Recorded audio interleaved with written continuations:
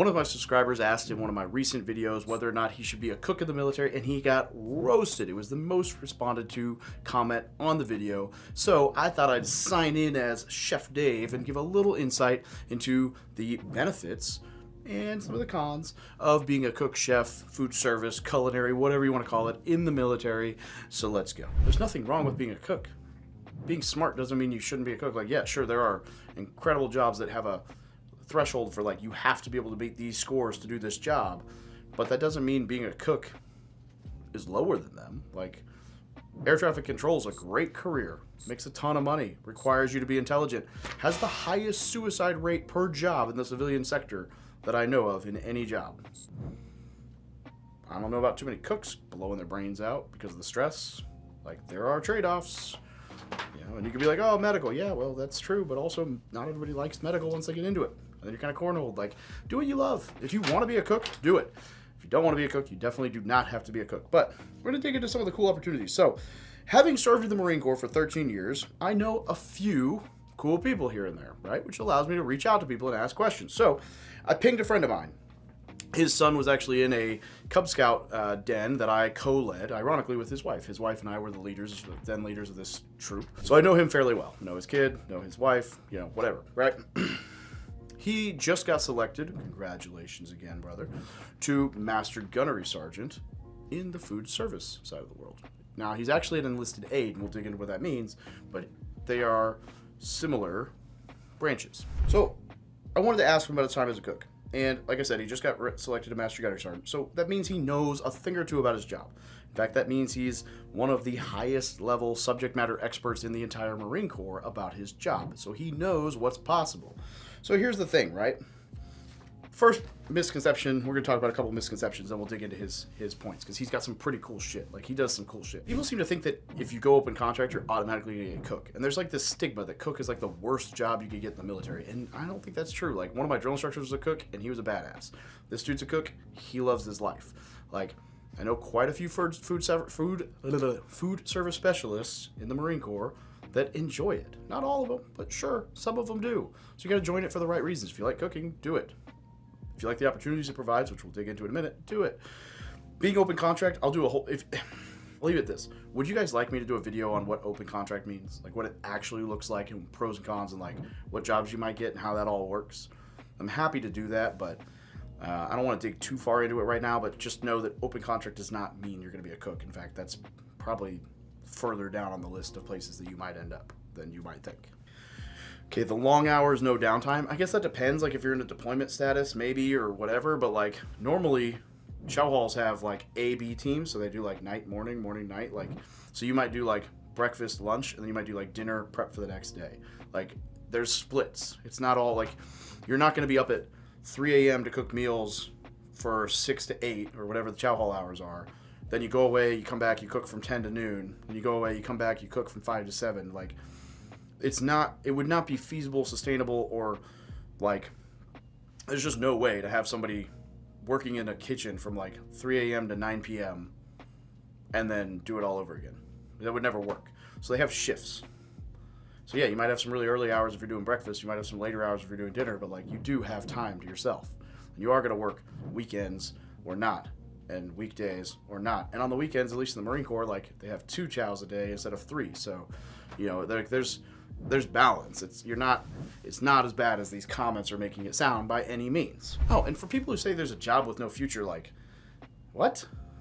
There are all kinds of opportunities for chefs, as well as business models out there, like meal prep companies. Like, there's all kinds of stuff. So we're gonna dig into that. Check this out. I'm gonna read some of these because I want to make sure I don't mess this up. This is a response from my buddy. He gave me 3 cool things. I just asked him, like, hey, what are some cool things about your job? You know, like, people are always hating on this. I know that's not true, so we're going to make a video about it. So, cool thing 1, and he said most important, I'm able to for real cook for people and fill their belly with delicious food and provide Marines the fuel to keep fighting.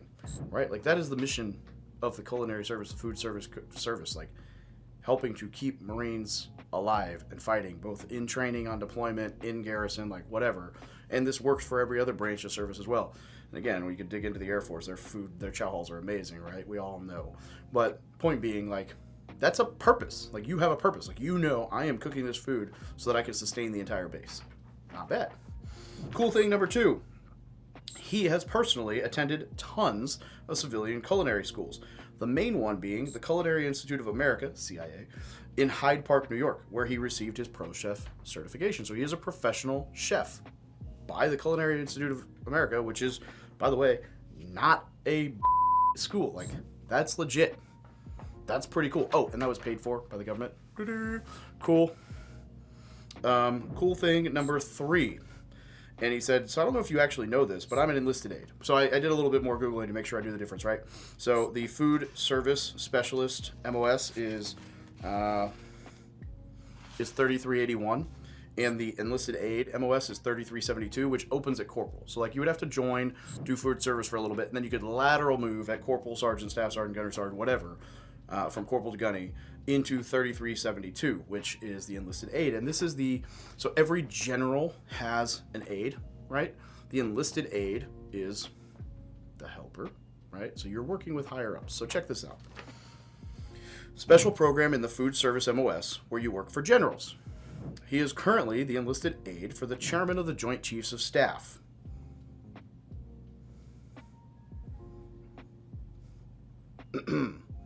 Chairman of the Joint Chiefs of Staff. That's pretty cool.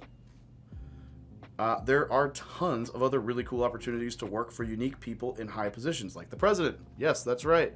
The president has a military chef. The vice president. Oh, look, the vice president. J.D. Vance, Marine Corps veteran. Soon to be vice president. Commandant of the Marine Corps. Must be rough having to work with the commandant directly or the president of the United States. That sounds terrible. Oh, do you ever want to work for those guys? They're probably, talk about connections. Oh, for a few years, he was the Secretary of the Navy's flight detachment, flying him and other top-level dignitaries around the world on a Gulfstream. So he rode around on a Gulfstream, which is a, $50 million private jet, with the Secretary of the Navy and other dignitaries as an aide and chef. When someone tells you that a job has no opportunities and there's dead ends and whatever, they generally don't mean that there's an opportunity for you to work directly with generals, admirals, chairman of the Joint Chiefs of Staff, Secretary of the Navy, Secretary of Defense, President, Vice President. Like, if you want to talk about networking opportunities, that guy could get out today. Go open a restaurant, be a chef. Go work in politics. Like, go work at an embassy. The job opportunities, we didn't even dig into that. I was just like, holy crap, that's awesome, right? So he's a pro chef. He meets a ton of dignitaries. He could be a personal chef. He could open a restaurant. There are so many options. So I just wanted to make a short video, almost like a rant, to say, like, leave the kid alone. Like, no, if he doesn't want to be a cook, don't be a cook. If he wants to be a cook, be a freaking cook. Ignore people. There's some cool opportunities in that. It's like, this chef hat, I mean, dude, if I was like working with the VP, that'd be pretty freaking cool. Secretary of the Navy, pretty freaking cool. Like, let me fly around in my private jet, help the Secretary of the Navy and cook some food. Like, I bet he's a damn good cook. I bet he doesn't eat junk food at home. I bet he eats really good food. Like, anyway, Ryan, if you're watching this video, I appreciate you, appreciate the help, and hope you're doing well. Glad to hear you got a pretty sweet gig right now, and congratulations again on selection of Master Gunnery Sergeant of Marines. That's badass. If you're ever in the area, hit me up. Let's grab a beer. Let's grab some food. And thanks for helping me out with this video, brother. Everyone else, as always, feel free to subscribe, share, like, comment, whatever. Tell me what let's use this opportunity to do something different. If you have a job in the military that is very misunderstood and people hate on it for no reason, comment it down below, and then we'll talk offline. I'd love your info. Let's make this kind of a series where we can kind of show some of the cool sides to MOSs that normally don't get the love they should. Have a great day.